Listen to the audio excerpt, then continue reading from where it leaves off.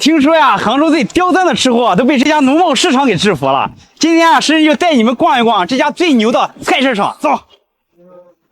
蜜藕、酥鱼、卤鸭，这全是好东西。这家杭州人从小吃到大的蜜藕，杭州老底子的味道。哎，老板，给我来上一份。好，谢谢啊。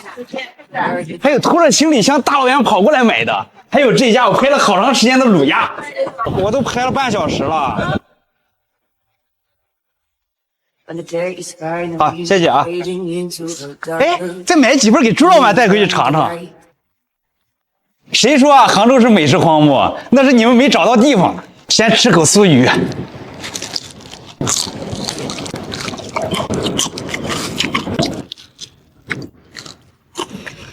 这个表皮脆脆的，但是里面的鱼肉还是特别的鲜嫩。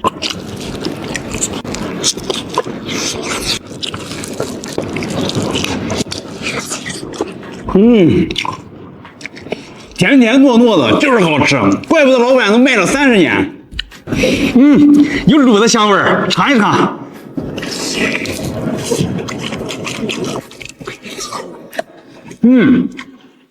卤的特别够味儿，只吃肉一点都不腻。高端的食材往往只需要采用最朴素的烹饪方式。来，我们再试试烤鸭的味道。